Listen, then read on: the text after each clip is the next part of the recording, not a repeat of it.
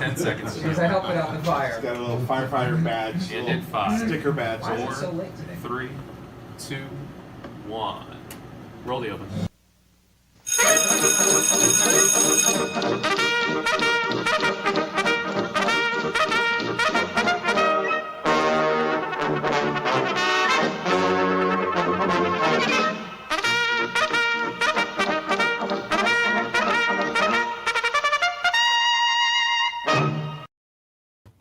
Hello and welcome to Weekend Double. I'm Gerald. That's Nick. How you doing, Nick? It's Masters in Keelan. What more do you need in a weekend? Wow, it is the very last Kentucky Derby prep. I can't believe I'm even saying that. It means nothing, virtually. There's no horse in this race that can get in, barring a complete disaster breakdown of all the horses in the 30 to late 20 range. But we're here anyway because that's what we do. Today we have the Lexington, the Stone Street Lexington from Keeneland. It's a mile and 16th on the dirt. It's a 20-point race, so 20 point for first, 10 point for second. I don't even know beyond that because it doesn't even really matter. But it is a field of 7. We had 2 scratches. The one is Hard as Life. Hard as Life was 6 last time in the Leonidas at Turfway Park on the synthetic. Sophie Doyle rides for Michelle Nihu. This one's by Gunrunner. The 2 is Bracket Buster. Manny Franco will be aboard for Victoria Oliver. Bracket Buster was 5th in the street sense last time at Churchill Downs. The 3 is Bullard. This Gunrunner was 3rd last time in the San Vicente to Barnes and Romanesque. And then I believe he was scratched. Was it the Rebel he was scratched out of? He was scratched out of the Rebel. Yes, Rebel. Fever. Yep. I was really looking forward to see this one on the Derby Trail, but it's not going to happen this year. So that's the 3 Bullard. Rispoli rides for Mike McCarthy. This one's by Gunrunner. The 4 is Rolando, a scratch. The 5 is Native Runner. Native Runner was winner last time at a mile and 70 yards at Fairgrounds. Jose Ortiz rides for Kenny McPeak. The 6 is Gosger. Gosger was first last time in a maiden special weight, mile maiden special weight at Gulfstream Park. I read Ortiz rides for Brendan Walsh. This one's by Nyquist. The 7 is Prater. This Into Mischief colt is won last time at a mile and a mile allowance race at Gulfstream Park. Flavian Pratt rides for Chad Brown. And the 8 is Hypnus. Hypnus was 7th in Louisiana Derby and 7th in the Rebel. I don't know. I think you probably like Hypnus. Luis Saez rides for Kenny McPeak. And 9 is Touchy. Touchy is scratch. So Yep. Who do you like out of all those? I think Bullard's your most likely winner. He seems like the one that's going to come in here as like the most likely to win and getting bet. Like it looks like he's going to go off at 8-5. Nobody in here is really makes me really excited to bet, especially with Bullard coming off of a 3-month layoff. So I was kind of going to look elsewhere, and I thought the one Hardest Life at 38-1 currently, and looks like it may go off over 50-1, is a Gunrunner, and it's the first time going in the dirt for a Gunrunner, and typically Gunrunners only like the dirt. So it kind of felt like one that you could make a case for, and I don't know if he's going to win. He probably won't win, but first time dirt, going long, gets the inside rail, kind of feels like one that can make a little bit of a dent in the underneath. So I'd play the 3 Bullard over Hardest Life and kind of key those 2 and kind of play around elsewhere. I was against Prater. He felt like one that was fine, but kind of took advantage on that March 9th allowance race at Gulfstream where he just kind of ran around the track and beat Kinetic Control and Bear Claw Necklace, 2 that came back, and one scratch out of the wood, one didn't run very well. Just kind of felt like didn't beat a whole lot, and now getting bet down to 2-1 with a Chad Brown, Flavian Pratt, and just kind of feels like he's getting bet because it's a Chad Brown, Flavian Pratt. So I may toss that one and just kind of play around elsewhere. It's kind of the way that I was looking at it. I'm surprised you didn't mention Gosger. This one, I think this is a race where you can win from the front. This one should be at the front. It has some nice kick, has shown some nice kick late. I'm surprised you didn't mention that one at all. And especially, let's see, what's Gosger at right now? 5-1 currently. 5-1. The longer shot that I like though was the 2. Bracket Buster. Yep. So we'll see. I like the odds 22-1. But yeah, this is kind of just we're just kind of watching today, just because there has been some movement in the top 20 of the Kentucky Derby, and it's moving closer to the actually it's in the mid 40s now for points wise. It's moving closer to 40-point range. But of these horses, I'm not sure that any of them have more than 10 points. No. I don't think Bullard has any. He would have got some And from the San Vicente, so he may no, have. that's not a Oh, Derby prep. yeah. It's kind of an unofficial Derby prep. I think Hypnus Right. might have maybe 5 or 10 points. No, because he No, ran it's 7th in place. those races. Yeah. And 5th. Oh no, 7th in both of them.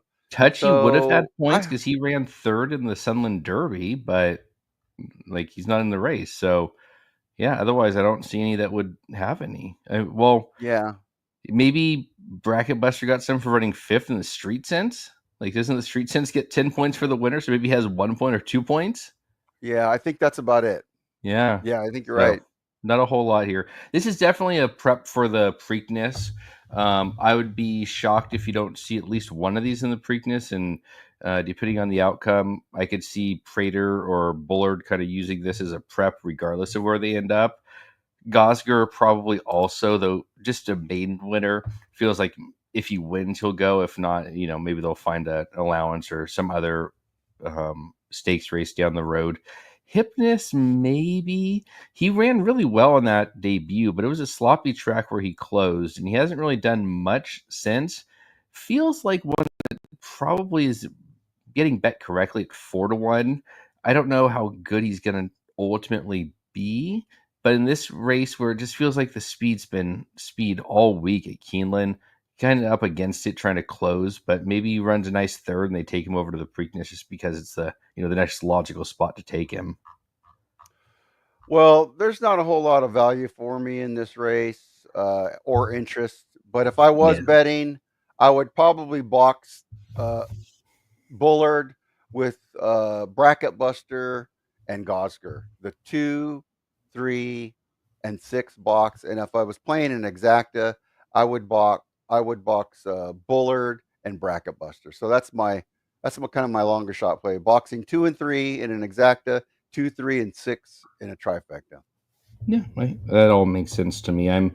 They had the money back on Twin Spires, so I did that with Bullard at 9-5. So nothing too creative. I think he's a really good horse, and like you said, when he was running or scheduled to run the Rebel, we both really liked it. We're really excited to see him run there because he kind of felt like they were taking him out of town to go get some points, and that he was really ready to run and spiked a fever, and then just never was able to get back on the track until now. So looks like what it will probably want to play later on this summer, probably at Saratoga or Monmouth when they have those bigger 3-year-old dirt races. Doesn't feel like one that's going to probably go back to California because they don't have a whole lot of these 3-year-old races coming up for them. I got a feeling we're going to see a really good race out of Bullard, and we're going to say, wow, Mike McCarthy could have had really 2 good ones in the Derby. That's kind of my gut feeling, that he's going to blow this field away. He's getting bet like it. Yeah, but I wouldn't be surprised too if he finished 4th. But right. But my gut feeling is he's gonna open some eyes here. Yeah, he definitely feels like that one. With first off of a 3-month layoff as a 3-year-old can need the race and then come back and run better next out and kind of maybe get a better price, or maybe goes in as the second choice in the Preakness depending on how this race goes. Prater. All right. Well, good luck if you're betting.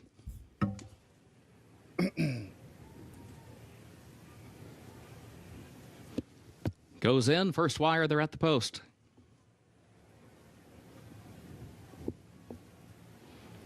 And they're off in the Stone Street, Lexington. There goes Prater, and there goes Bracket Buster. These two come to the front in the opening strides. Hypnus is away running in 3rd, followed by Gosger in 4th. Awkward beginning for Hard as Life. Quickly recovers, moves up toward the inside. In 5th, heading into the first turn. Then Bullard, who goes in 6th, and Native Runner last of the 7. Bracket Buster, the early leader. Bracket Buster on top by a length around the first turn. Prater between horses is second, 3/4 of a length. Hypnus moves up on the far outside in 3rd. Gosger 4th back toward the inside. Hard as Life, Bullard outside. outside of that one, then a break of nearly 4 more lengths back to Native Runner. The opening quarter went in 23.73 seconds. Bracket Buster shows the way. Bracket Buster is on top by a length. Preter, second, 3/4 of a length. Hitting his third on the outside. Gosker is fourth back toward the inside. Hard as life against the rail, fifth by a head. And Bullard alongside of that one is next to last. Break of 3.5 more back to Native Runner, who continues to trail. 47.62 seconds the time for the first half mile. Bracket Buster, the leader to the far turn, 3/4 of a length. Preter, second, 3/4 of a length. Hypnus, third up on the far outside. Here's Preter now trying to draw alongside of Bracket Buster. Hypnus third. Gosker is still fourth toward the inside. Bullard is fifth. They're at the quarter pole, still 6 lengths off the lead as they move off the far turn to the top of the short stretch. Here's Preter right alongside of Bracket Buster. Then Gosker and Hypnus. Bullard has to go wide. Still 8 from the front. Preter has the lead. Here's Gosker to the outside, Bracket Buster back toward the inside, and then Hypnus and Bullard still far back, and Gosker's got the lead in the final furlong of the Stone Street Lexington. Gosker and Irad Ortiz Jr. to win it. It was Bracket Buster who was home second, followed across the line by Preter in 1 minute 44.15 So you said seconds. to play that as an exacta, right? Not as a trifecta? Because that's going to pay. I said the exacta was with Bullard and the trifecta. Yeah, you're right. I said the trifecta ball. I heard exacta is what I'm going to pretend to hear. Well, I mean, you got it right. It was just not quite. That was an interesting ran race. Yeah, Bullard had nothing in the tank. Nothing. Gosker certainly answered the 2-turn question That's here about today. What I he expected sat just out off of the pace Gosker. set by the 2 and the 7, and then he just angles out into about the 3 path. We see Preter tiring here, wound up finishing third. This was a huge effort by Bracket Buster, who set the pace and was pressured throughout. He winds up getting second, but Gosker sitting that perfect trip behind that pace stool under Irad Ortiz Jr. and getting the win in the Grade 3 Stone Street Lexington. It's too bad they didn't give Gosker a chance to get in the Derby. Yeah. Mostly because I had a future bet on him when he was 400 to 1 or whatever. I mean, he didn't break his maiden until February, so it was going to be a bit tough to get him in. He basically would have had one chance and probably play, running probably just running the Florida Derby was his one chance to get there. So I don't know if he would have been able to do it, but yeah, it is a bit tough to have a horse look that good and then not be able to even have a chance at it. Well, they could have given him a shot in the Bluegrass. The unofficial results of Keeneland's ninth race, number 6, Gosker. Clearly, the trainer didn't think he was ready, but number what 2, was the final time? Buster second. I don't know. Number 7, Preter was third. It was 8, relatively was quick, 6, 2, right? 7, 8 unofficial. I'm thinking 143-ish. It looked like it was decent pace. Yeah, it was And the front a mile runners- and an eighth? Mile and Mile and 16th. 16th. Yeah, I mean, you're right. I completely forgot that the Bluegrass ended up being on Tuesday, but it was only a week ago. He could have absolutely ran in the Bluegrass. Probably would have ran perfectly in the Bluegrass the way that race ran. Well, shoot. Too bad for my... Well, let's put it this way. Stranger things have happened on the way to the Derby. He's got 20 points. I doubt that he would make it, but I have seen a lot of horses drop off at the end. Well, we've seen a lot of horses drop off in the last 3 days. Yeah, so. You never know. He's got 20. You never know. Stranger things have happened, but my future bet at 400, I think it was 400 to 1. And was it the last one? It was the last one. Yeah. Could be still alive. I doubt it though. But we just wanted to. I'm gonna wait for the official time. But yeah, we just wanted to be here for that last Derby prep here officially. Come on, show that final time. Surprised he's not. Here we go.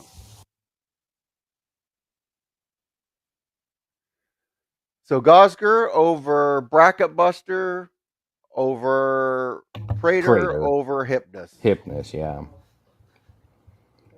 2. No, I'm sorry. 6278. Yeah.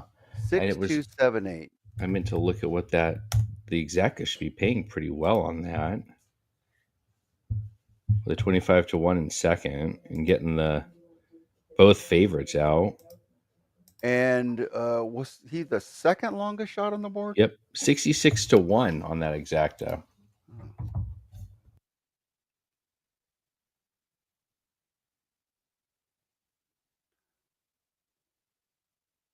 Race 9 results official.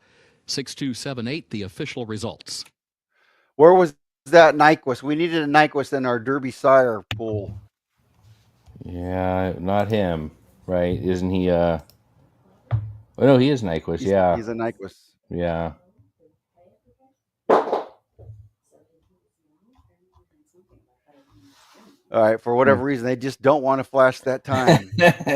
God, I think this is.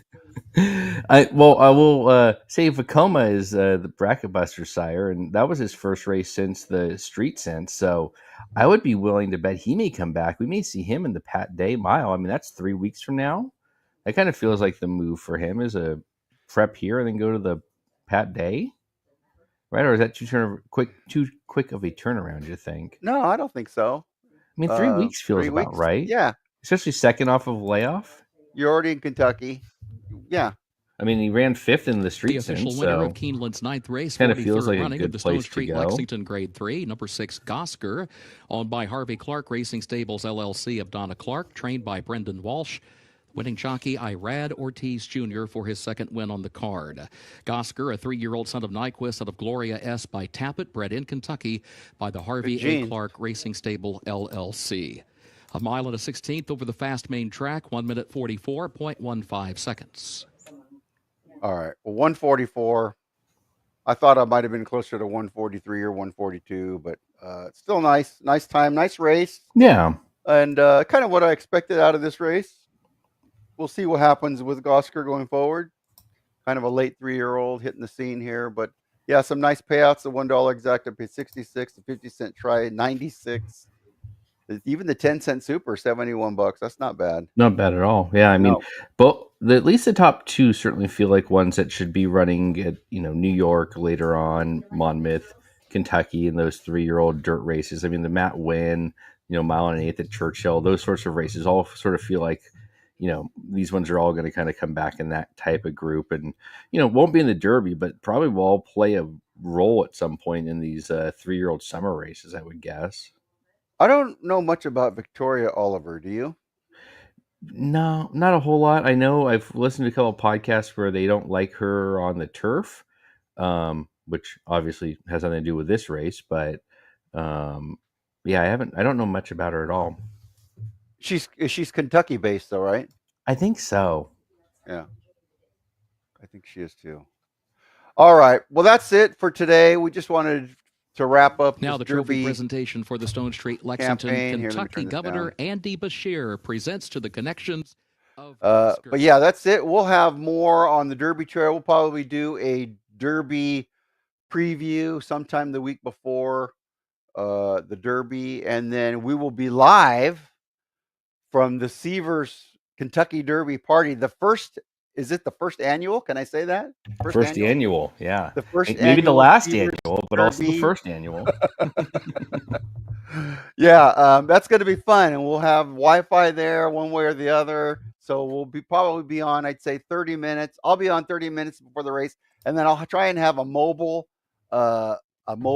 phone to walk through the party and get people's opinions. And then again, if you're watching on YouTube, you'll also be invited in to join us and give your opinions. But yeah, maybe we'll do the walk to the race like they do from the Kentucky Derby. But that's it right now for Nick and I. Thanks for joining. Let me turn this down so I can concentrate here. There it is. That's it. Thanks for watching. If you joined us all season long, stay tuned. We'll still be doing some regular weekend doubles, non-Kentucky Derby races all throughout the year. That's it. Good night.